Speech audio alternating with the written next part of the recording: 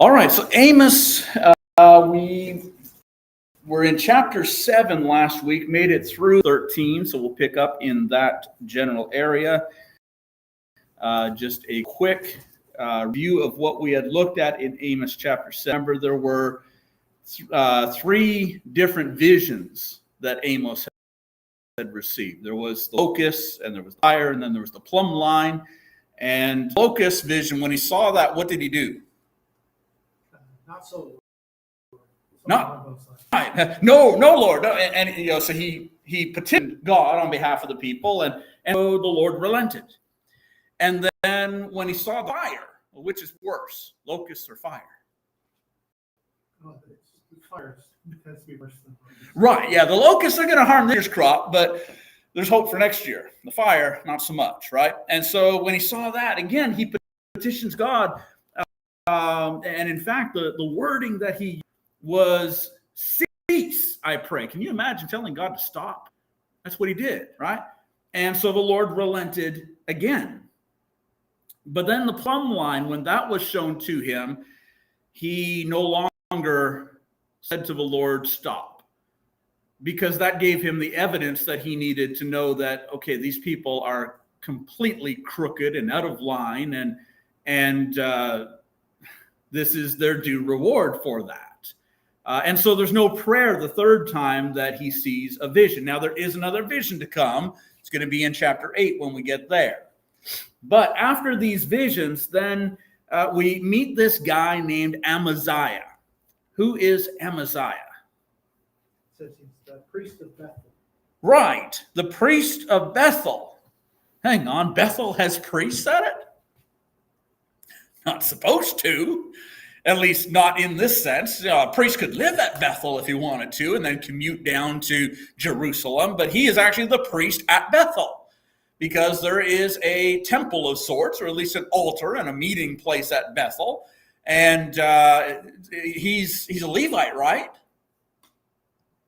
No, maybe not. Not likely. A few centuries before, Jeroboam booted all the Levites out. He didn't want them. He opened up the priesthood to everybody. And so not likely, perhaps one has snuck back in, although why would they want to? But anyhow, he's serving there as a priest at Bethel, and he's offended when he hears the things that Amos is saying. And so he actually goes to Amos, and I guess it's somewhat of a threat or a warning. Go, you seer, flee to the land of Judah. There eat bread and prophesy, but never again prophesy at Bethel, for it is the king's sanctuary and it is the royal residence. And of course, he had already gone to the king and told the king about this man. It says Jeroboam, verse 10. This is Jeroboam 2, not Jeroboam 1. And so, he's ready for Amos just to leave or else. And there's a few different problems in here. Certainly him being a priest is a problem. And then it's the king's residence and the king's sanctuary rather than God's sanctuary. And so, just things are not as they ought to be. Go ahead. I did find that I was using my other Bible. It said that the prophets were called seers back in the day. Yep. We had that discussion last time about seer, but this specifically said in brackets I think they were addressing Samuel, right? And they called him seer, right? And it said for the prophets were called seers back in those times, right? And so I can't help but think, when were they called prophets? Was it when the prophecies came true, and so they realized, they are prophets, right? Possibly, or I would think the terms are synonymous. Do you call them a preacher or an evangelist? Both of them work, right? And so I would think that they're both true. And in this case, seer is what is stated, go you seer, but then he acknowledges they are prophesy, never prophesy. So he's acknowledging he is a prophet because prophets prophesy. And then, of course, Amos, when he responds, I was no prophet, I wasn't the son of a prophet. So the two are used interchangeably, I think. I'm not sure that a case could be established for some kind of distinction between them. So, but all right, so get out of here, Amos. We don't want you. We don't want your prophecies. The king doesn't like it. I don't like it. The people don't like it. Leave. So in verse 14, Amos then responds. And so then Amos answered and said to Amaziah, I was no prophet, nor was I a son of a prophet, but I was a sheep breeder and a tender of sycamore fruit.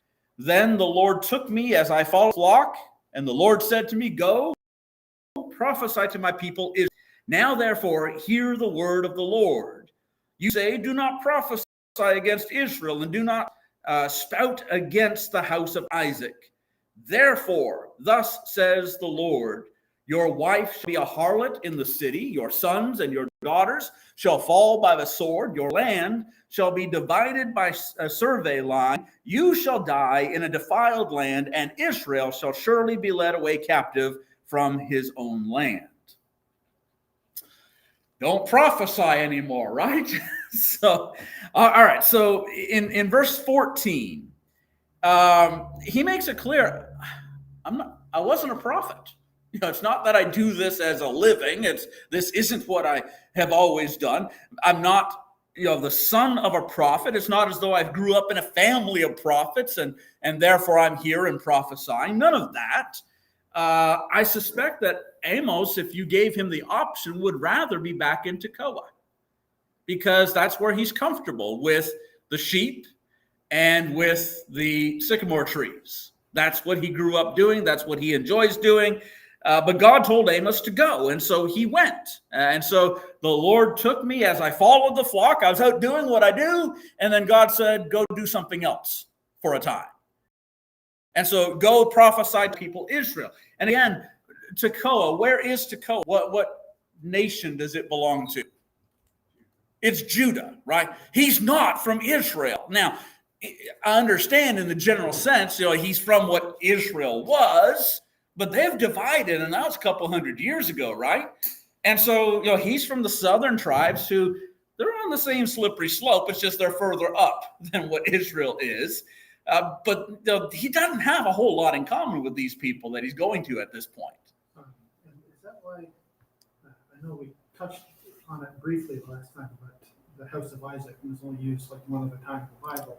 Which is earlier in this chapter. Yeah. Yeah. I can't help but wonder if it's maybe Israel's way of trying to divide themselves from Judah, right? In the sense that most people, they'll say, the house of Abraham, Isaac, and Jacob. And so they include all three of those names. And so if Judah's using Jacob, right, then we're going to use Isaac. You know what I mean? Except that it's Amos who uses it of them. They're not using it of themselves. And the reason I believe he uses it of them is with all these different false idols and temples and altars that they've established. One of them is at Beersheba. And Beersheba is where Isaac set up an altar to the Lord. Isaac was authorized to do so. That was to the glory of God when Isaac did it. And they may think of themselves as being like Isaac, that we set up an altar at Beersheba as well. Well, who's getting the glory out of the altar at Beersheba in Jeroboam's day? It's not for God, right? Because they've completely forsaken what God said they ought to do, but they might consider themselves to have the likeness of Isaac. So, but they're not making the claim, or at least we're not seeing them make the claim. It's Amos who is using that against them. Maybe he's heard the claim. We're just like Isaac. We're just like him. I don't know whether that's the case or not. I would parallel it with the Samaritans and the Samaritans with Isaac, because the well that Isaac had established, and that was supposedly the well that was there at Sychar, and then where should we worship? Well, Mount Gerizim was right there, and so the time of Joshua, we've got Mount Gerizim that Joshua was at, and so they're taking these Old Testament things that happened before their time, and cozying up to them as though, see, we're just like the people before us, and yet they're not. Because Isaac didn't have a place called Jerusalem that he was supposed to go to worship. And when they worshiped at Mount Gerizim in Joshua's day, God hadn't yet set the place where his name would be. They assumed, oh, it's Gerizim. And part of the problem with that is they don't read anything, the Samaritans don't, beyond the Pentateuch. You give them a prophet and they would reject the prophet. They only accept the first 5 books. And so they don't know where God said his name because he didn't reveal it in the first 5 books. He revealed it later on through the prophets and through the subsequent writings. So, yeah. So, but Amos would like to go back home, I'm sure. This is an inviting offer that Amaziah makes to him. Might even be tempting to Amos. So, okay, I'm good with leaving you all behind because nobody's listening anyways at this point. But he has a job to do. Now, what comes across the saddest to me in this is that this man claims to be a priest, and he don't want to hear what God has to say. Because when a prophet shows up, the prophet is speaking on behalf of God, right? He don't want to hear what the prophet has to say. Go home. We don't want your kind here, right?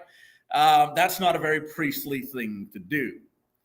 So go and never prophesy at Bethel. Don't prophesy here again. We don't want to hear any of this. And so what then does Amos do? He prophesies.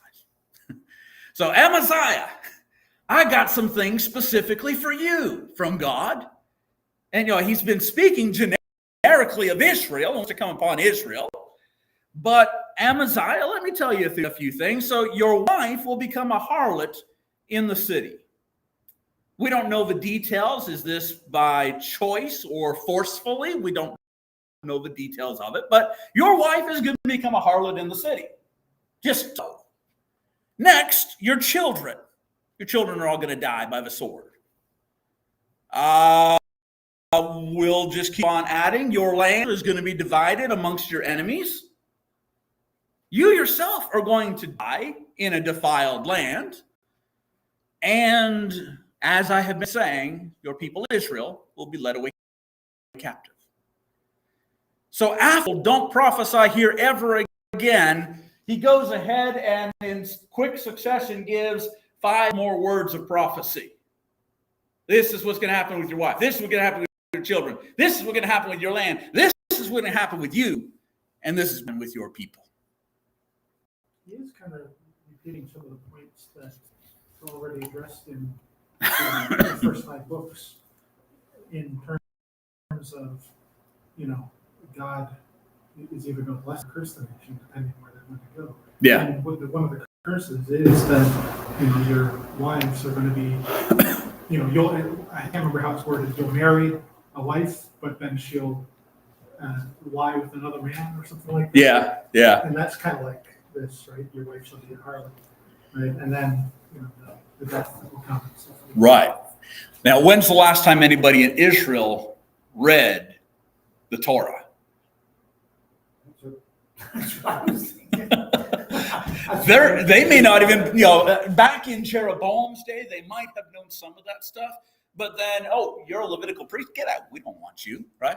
Well, when they send the Levitical priests out, then they're also sending the knowledge of God's word away. Because the common people, where do they get their knowledge of God's word? They sit at the feet of the priests as the priests teach, right? It's not as though, you and I, everybody here's got a Bible, right? Well, it wasn't that everybody then had a copy of the Torah. And so they got rid of their source of learning about God's word. And so, it's likely been many, many generations since they've last heard anything out of the Torah. They wouldn't know that this is the case. And so you're right. He's telling them things that were revealed already because, here's what God has already said. And so I have a responsibility to say it since you all don't know it. He could have, it might be we've got the point forms of the conversation. I don't know. If this is the totality of what he said to Amaziah by way of prophecy, wow, was he ever blunt in the way that he spoke it, right? Bam, bam, bam, bam, bam, there you go. It could be that these are the bullet points and then there was much more said. It might be that there wasn't much opportunity to say more because Amaziah is about ready to sick some people on him. I don't know. We weren't there to know all the details of it. But he has come and done what he was supposed to do. God called me and said, go prophesy to my people Israel.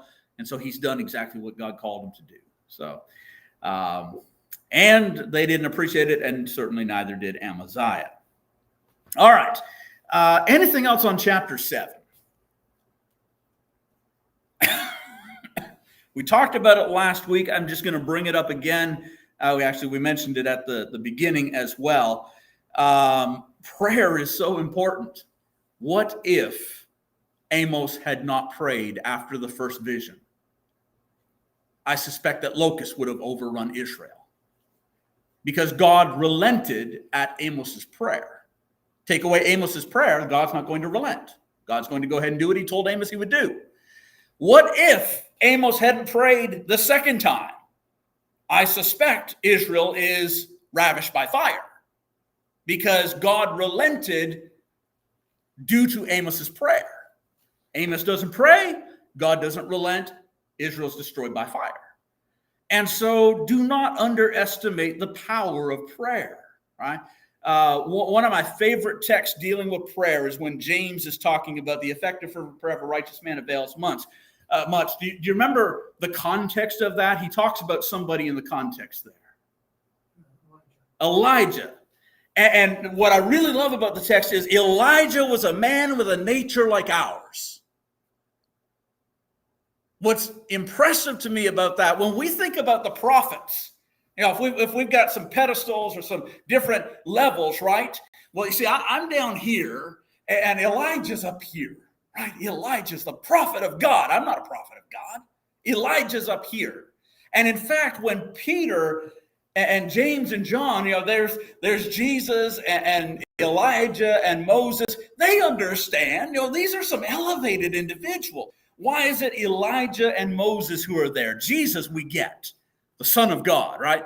Moses is there because, well, he is the one through whom the Old Testament law came from. He was the Old Testament mediator.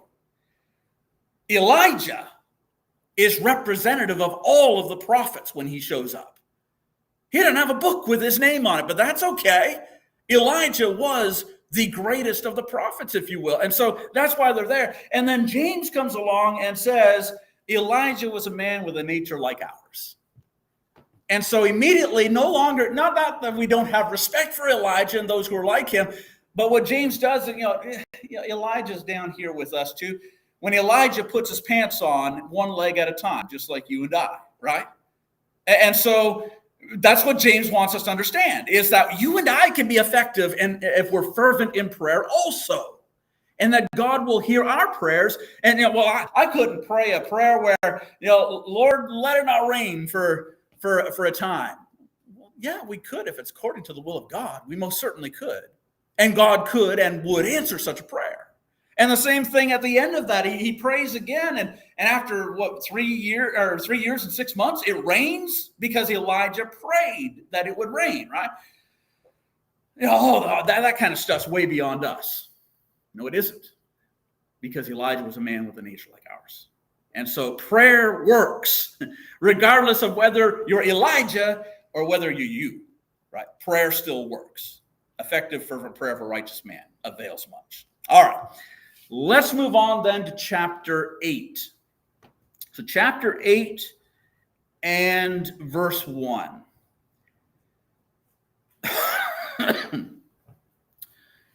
So he says, thus the Lord God showed me, behold, a basket of summer fruit. And he said, Amos, what do you see? So I said, a basket of summer fruit. Then the end has come upon my people Israel. I will pass by them. I will not pass by them anymore. And the songs of the temple shall be wailing in that day, says the Lord. Many dead bodies everywhere, they shall be thrown out in silence. All right, so remember, we had 3 visions back in chapter 7. The locusts, He prayed, God relented. The fire, he prayed, God relented. The plumb line, oh, okay, Lord, I see. They are a crooked wall and need to be torn down. Now we've got this fourth image, fourth vision that appears to him. And it's, what do you see? A basket of summer fruit. Well, doesn't that sound pretty good? I like summer fruit. Who doesn't like to have a fresh pear, fresh apple, fresh orange, right? Fresh bananas, whatever it be, berries. Summer fruit is good. It's also the last fruit. And if you're having it at that time, it's when it's ripe. And what happens to ripe fruit? You don't eat it right away, it's going to go bad. It's going to rot. That's the Lord's point here is Israel is like this basket of summer fruit. Looks really great. It doesn't age well. It is going to rot. It's going to deteriorate. It's going to come to destruction. And so Israel has a very short time, is the point that he's making. The end of my people has come upon my people when the Lord answers back. Now, there is actually a play on words in the text here, which does not bear out in the English. You have to actually know the Hebrew in order to see the play on words that's going on. Hubbard talks about this play on words. He says, if I can get the quote to come up here, there we go. The overt connection between the vision and Israel's fate was in the word play based on the similar sounds between summer and end. The point of the vision is the finality of judgment, specifically the judgment of Israel in this case. And so God asked Amos, what do you see? And Amos says, well, I see summer fruit. Well, the word summer in the Hebrew is kayetz. Lord, I see kayetz. Then God's answer is, the end has come upon my people, and the word end is yitz. So I see kayetz, and God says, yep, yitz is coming upon my people. It's based upon the sound and the similarity, and you can see it in the Hebrew writing itself, that the two words are almost exactly the same. And so there is going to be a similarity in sound as well. And so as over-ripened fruit is going to be rotted and thrown away, the people of Israel are going to be discarded. And he goes on to say, excuse me, that the songs of the temple would be turned to wailing. God already doesn't like the songs that are going on in the temple because it's not his temple and it's not his songs. And so he already doesn't like what they're doing, but he's saying, they're going to be wailing at the destruction that has come their way because they're not keeping my ways. And then many dead bodies are going to be scattered throughout the country. He says everywhere, many dead bodies everywhere. They shall be thrown out in silence to the point where next to nobody's left. We already saw the image where there were a number of people in one household, and it gets down to where there's like one person left, and they're talking as though, oh, that was close. And the one outside saying, be careful what you say, you might die as well, right? And so there's just a lot of death coming upon Israel in the text here. Verse 4, hear this, you who swallow up the needy and make the poor of the land fail, saying, when will the new moon be passed, that we may sell grain, and the Sabbath, that we may trade wheat? The ephah small and the shekel large, falsifying the scales by deceit, that we may buy the poor for silver and the needy for a pair of sandals, even sell the bad wheat. So he calls out their flagrant dishonesty in the way that they deal in business and the corruption that they have as a people. And he's talked about this before, how they are completely unjust in how they treat the poor. He's talked about it a bunch in his writing so far. And I think it might be an understatement to say that they were obsessed with profit. They are pulling in profits here, there, and everywhere, and in large way at the expense of their own people.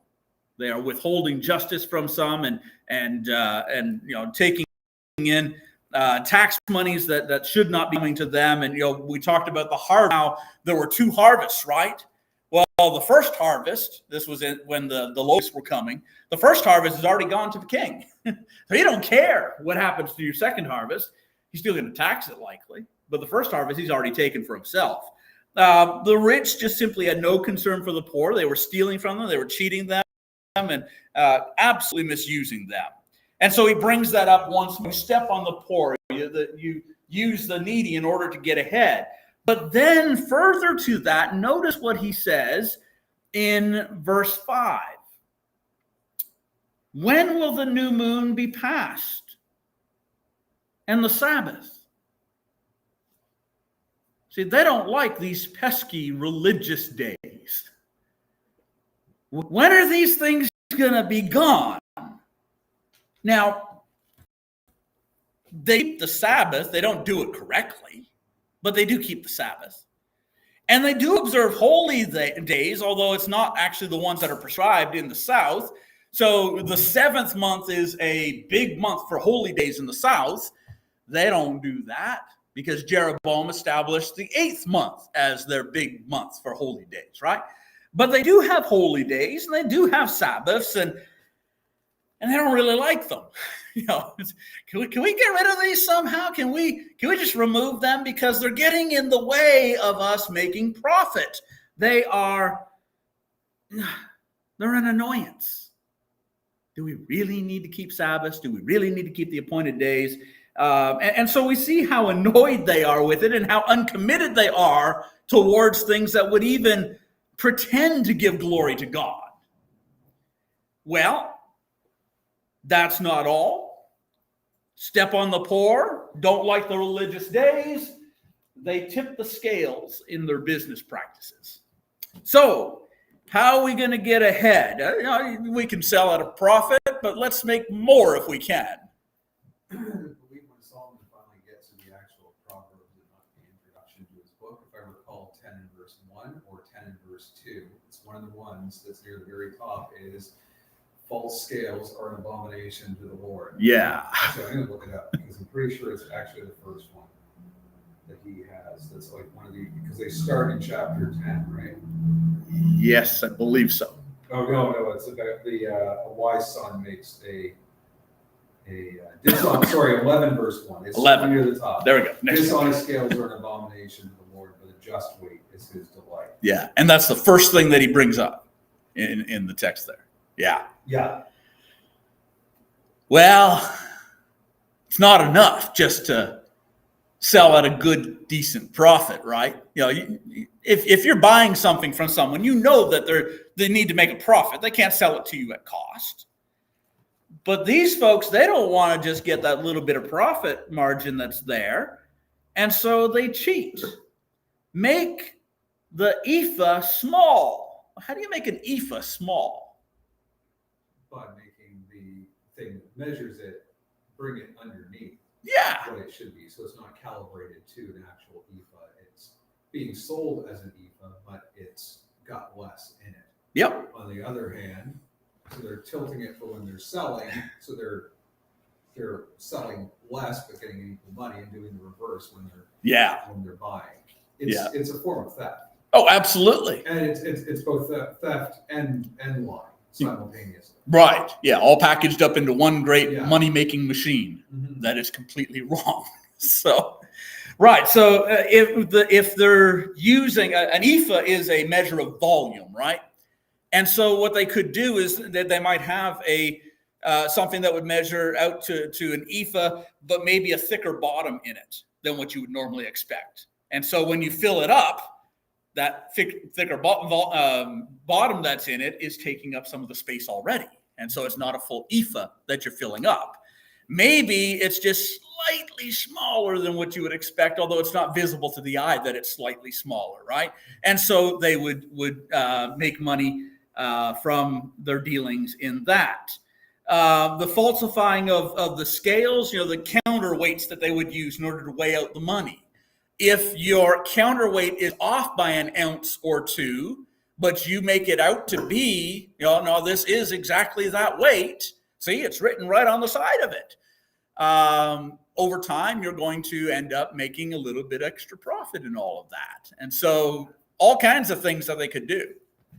I was going to say that happens more often than you think. Oh, yes. It's not just an ancient thing either. It's happened in business where you go to purchase something and they're selling it by the weight versus the volume, but the temperature changes the amount because it expands and contracts. Yeah. Yep. And then they get the difference. That certainly comes into play as well. Yeah.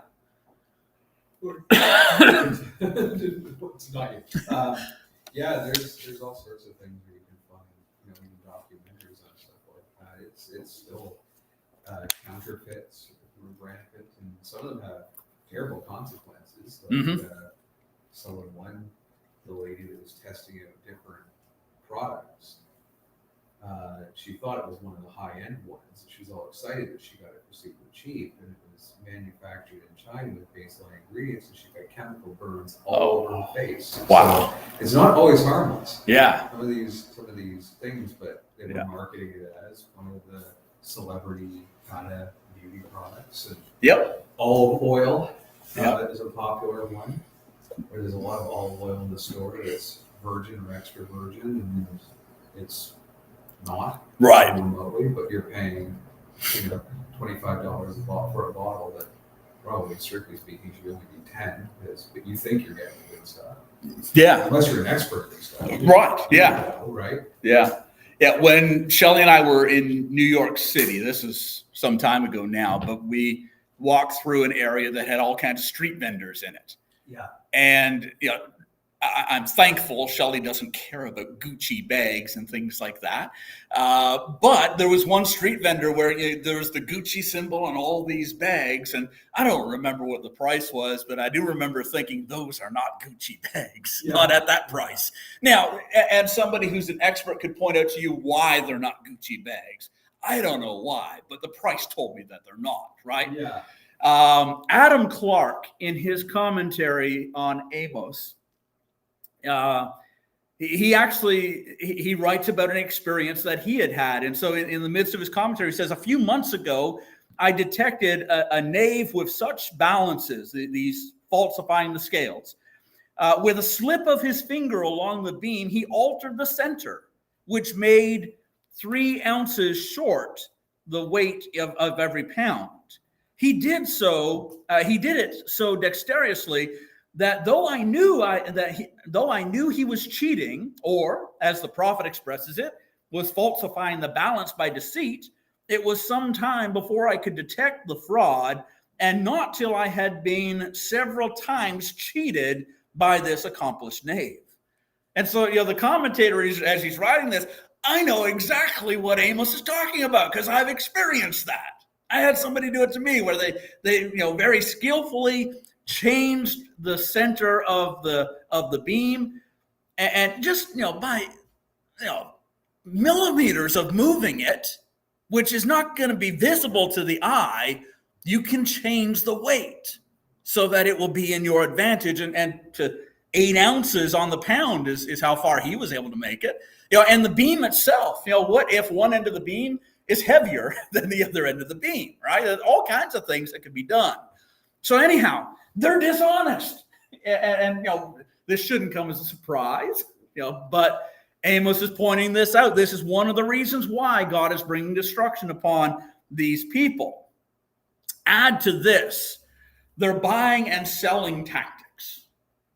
And so the things they buy and sell, not just the skills and dishonesty and that, but the things that they are buying and selling. And so sell the bad wheat. Sell the bad wheat. End of verse 6. Well, what's wrong with selling the bad wheat? What? Oh, it's bad. Okay, we shouldn't sell the bad wheat because it's bad. And I don't know why it's bad. All kinds of things. It could be old and corrupted. It could be damaged in some way. Maybe where it was stored, it wasn't kept dry, and so there's mold inside of it that would end up making people sick. But for whatever it is that's gone wrong with it, like, we can still sell that, right? Well, I know it's not good, but we can still make money off of it. And the poor people, it's not like they can take us to court because they can't afford to take us to court. And if they get sick, well, that's on them, not us. And all kinds of reasoning. I suspect that there's probably a couple things going on here. They're probably not discounting it accordingly as it should be. Or more likely in the context, it's bad, but it's being sold off as if it's good. Yeah. And they know there's something wrong with it. But to a person who maybe not experienced who doesn't know, they think they're buying quality. Yeah. Right. And I suspect that there might be certain people that they will reserve that for who come in, people who are not going to be discerning, people who are maybe poorer, and they might even lower the price a little bit, like, hey, let me give you a deal. I see that you're poor. I've got this stuff here. It's a little bit less than this stuff here. Let me give that to you, and I'm helping you out. No, you're not. You're cheating them. But they make it seem like they're helping, right?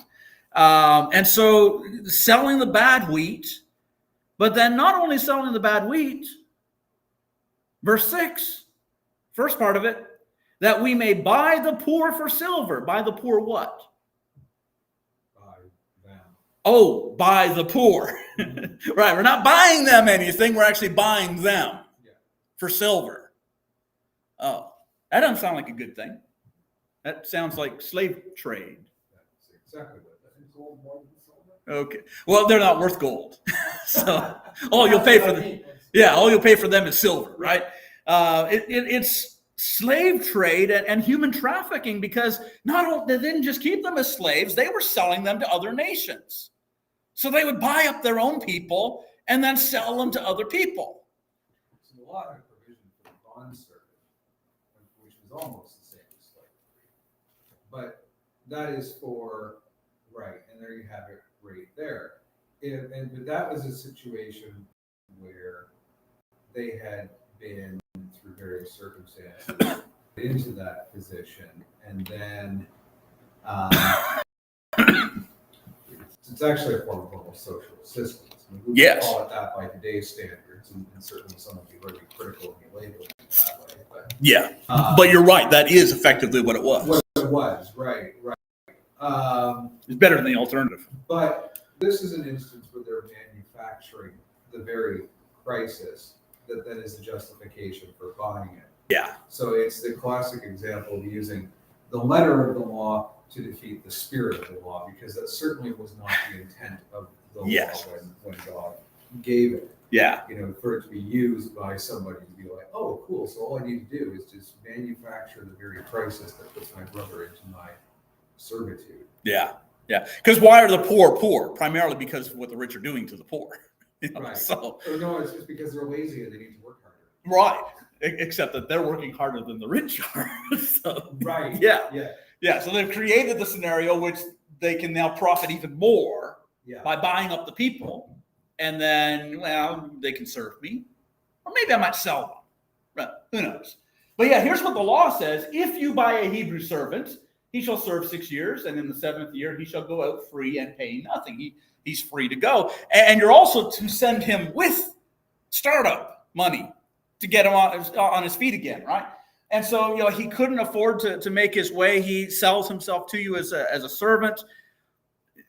It's okay for him to serve in your household, but you also treat him as a brother at the same time.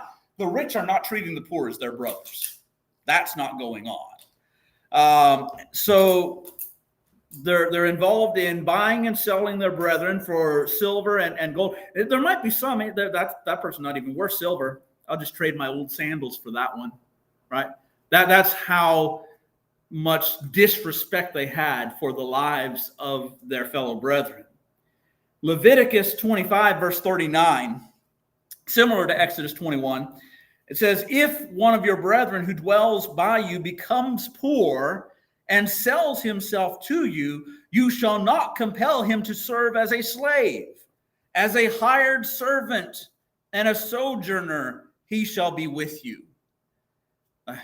Brother, I can't afford to pay my way anymore. Can you buy me as a slave? Yes, I can. Pay off the debts as needed. By the way, you're not a slave. You're a hired hand. And so I'm going to pay you while you're here. You don't pay slaves, right? And so the way that they were to treat their brethren is very different than what Israel were doing. They were buying and selling them as though they were pawns in their way to get wealthy. They weren't treating them as the individuals that they were, created in the image of God. All right. Verse 7. The Lord has sworn by the pride of Jacob, surely I will never forget any of their works. Shall the land not tremble for this? And everyone mourn who dwells in it. All of it shall swell like the river, heave and subside like the river of Egypt. So the Lord has sworn by the pride of Jacob, surely I will never forget any of their works. God doesn't forget. People are prone to forgetting things. Sometimes that's for the good. Sometimes it's not for the good, right? But people sometimes are going to forget things. God does not forget. Specifically here, he's dealing with the wicked. That God doesn't forget the wickedness of the wicked. He knows what they do. He knows their deeds. He knows their evil spirit. He will hold them accountable for that. If God forgets, then, well, there is no judgment then, right? And so God does not forget the wickedness of the wicked. Regarding Israel, both in this life they will come into judgment. There'll be destruction. And then in eternity, there will be the final judgment as well. And so God is going to remember, and God will hold them accountable. A related item to this, the text doesn't specifically talk about it, but a related item that is comforting for the child of God, God doesn't forget the good works of the righteous. Hebrews chapter 6 and at verse 10, God is not unjust to forget your work and labor of love, which you have shown toward his name, in that you have ministered to saints and do minister. So God remembers the evil of those who are evil, and God remembers the good of those who are good. And that's how he's able to be the righteous judge in the end. If God was forgetting what the evil have done and forgetting what the righteous have done, then it just becomes a flip of a coin in judgment or something. Like, well, what's he judging us based upon, right? But he knows our works. He knows our character. He knows who we are. And so God will not forget the good nor the evil. Now, having said that, can God forget? Yes. He can. Ezekiel talks about that. Ezekiel 18, verse 21 and 22. But if a wicked man turns from all his sins which he has committed, keeps all my statutes, and does what is lawful and right, he shall surely live, he shall not die. None of the transgressions which he had committed shall be remembered against him, because of the righteousness which he has done, he shall live. God can forget the wickedness of the wicked, but only when the wicked become righteous. Then he will forget it. Your lawless deeds I shall remember no more. Right. Yeah. And so, it's and we want God to forget that, right? Because we've all been there where we were doing things that were contrary to the will of God. And he says, do what's righteous, and he will forget the lawless deeds. The flip side of that, still from Ezekiel, verse 24 of chapter 18. But when a righteous man turns from his righteousness and commits iniquity, and does according to all the abominations that the wicked man does, shall he live?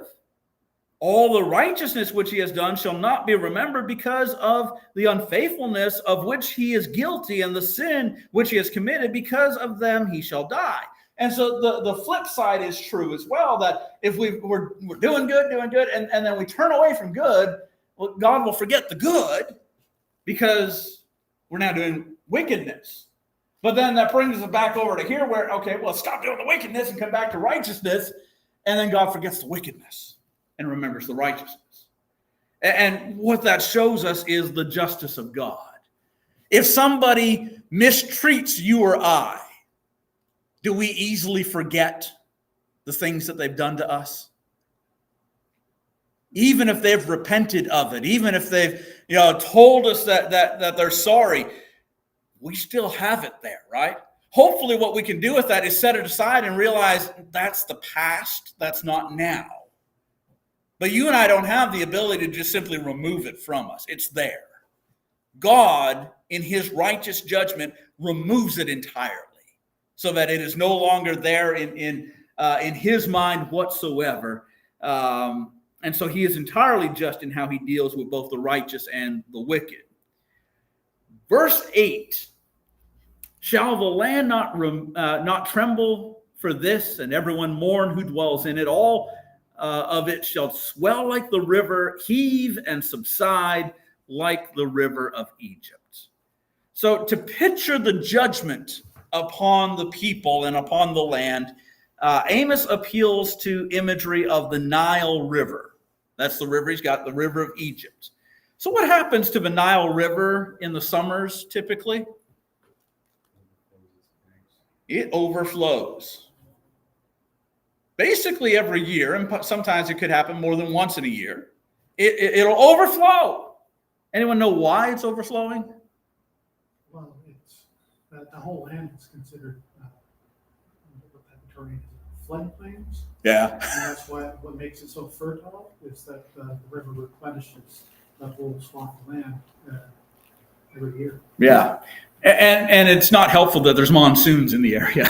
So you get lots of water very quickly, which will then overwhelm the land.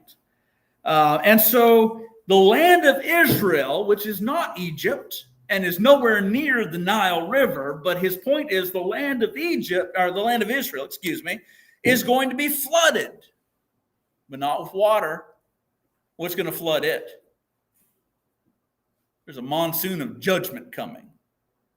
And by the hand of the Assyrians. God's going to send the Assyrian army. And so one might be swept away and die because of the flooding that happens at the Nile if you're not prepared and get taken unaware. But this monsoon of the Assyrians is going to sweep away and cause death that will result in great trembling and mourning in all of Israel, because it's going to be massive death. Again, back to the latter part of verse 3, many dead bodies everywhere, they shall be thrown out in silence. Same thing, different image, right? And so huge destruction is on the way that he's warning them about. Okay. 756. We're at verse 8. Sounds like a good place to stop. So next week we will pick up at verse 9. The judgment terminology is going to continue. The rest of chapter 8 is judgment. Chapter 9 continues with judgment. That's the nature of the prophets, right? But then when we get to the latter part of chapter 9, verse 11 and following, he speaks about restoration. And so there's still something good on the horizon. But it's some ways off, but he speaks about a time of restoration for God's people. All right, anything else on the first half thereabouts of chapter 8?